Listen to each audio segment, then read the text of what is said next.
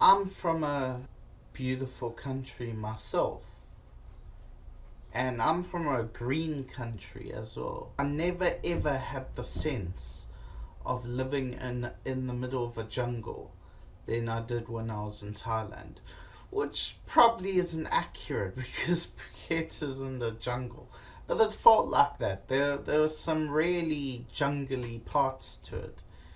I feel like I'm Indiana Jones.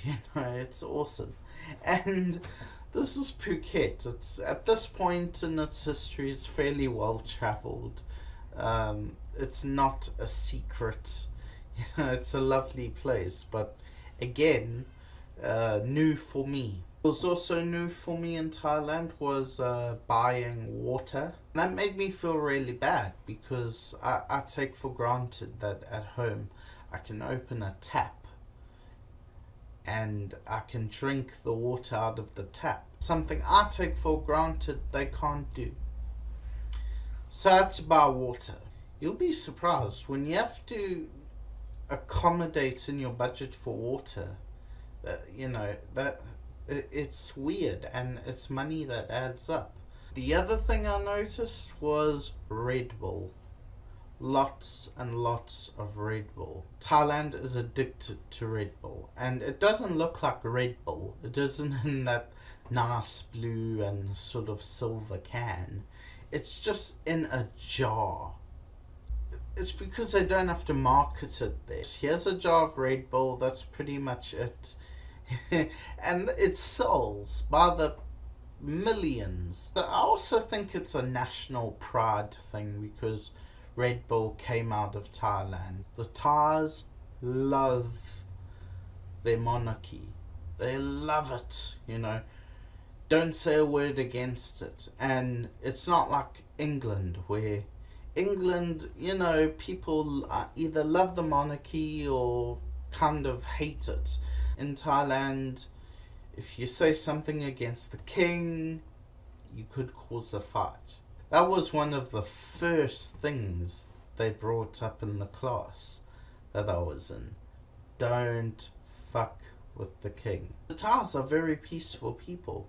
In fact, me going over there coincided with a coup. Apparently it was so peaceful.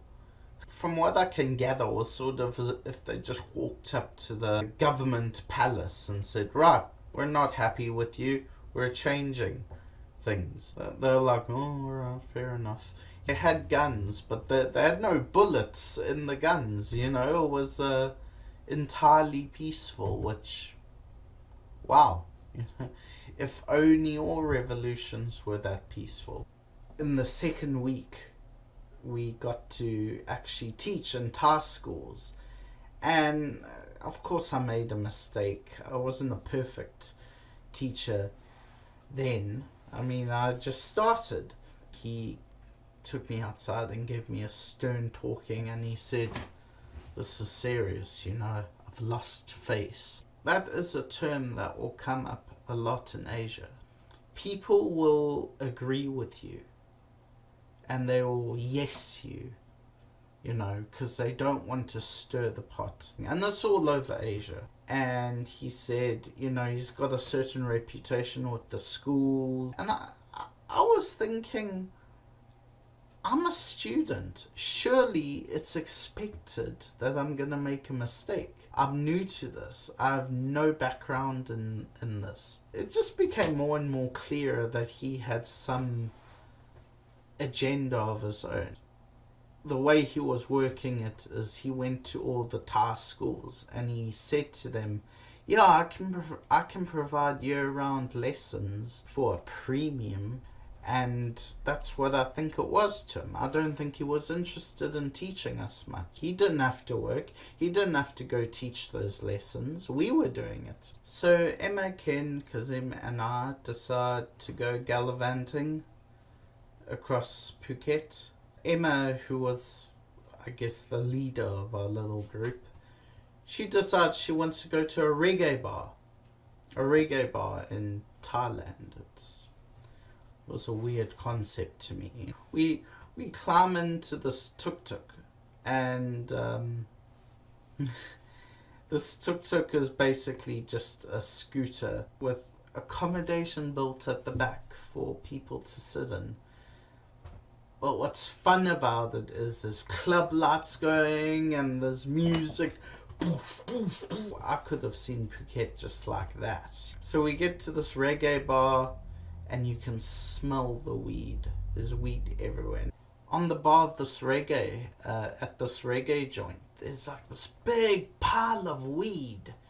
And I thought, no, it's once in a lifetime. I said, look, can we get a picture with this? We also took a picture on this big pile of weed. When showing my mum these pictures when I got home, Jesus, I skipped past that picture. What am I going to say? Of course I'm going to say to my mum, no, I didn't smoke anything. And I honestly didn't. That's kind of why Kazim and I decided to go off and do our own thing. So Kazim and I traveling around Phuket, we decided to have an elephant ride because I thought, yeah, that would be cool. And we get to this place, right? And immediately I'm looking around, I'm thinking, this is fucked up. It's not like properly kitted out for tourists. They don't look happy, these elephants, you know, they look sad. We've already paid. We get to this platform. Up on this platform, the elephant's here. So we climb on the elephant, and I feel so bad. I'm a big fat fucker, and this is an Indian elephant. They're the smaller kind. The African elephants are huge.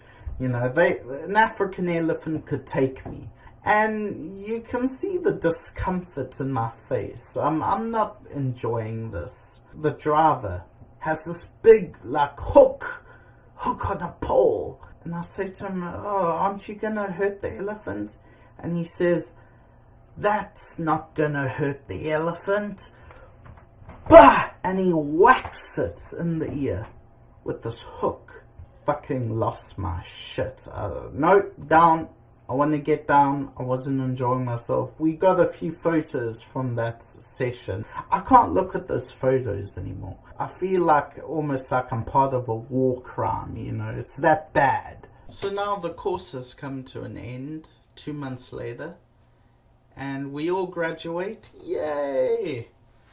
And I'm thinking, well, now I have to go home. And, you know, I just want this crazy train to keep on chugging, you know. And I decide to go to Bangkok. And while I'm in Bangkok, I decide to look for a job. And I found a job, but it wasn't in Thailand. I found a job somewhere else. And for that, dear viewers, I'll leave you there. If you like this video, please like, comment, and subscribe.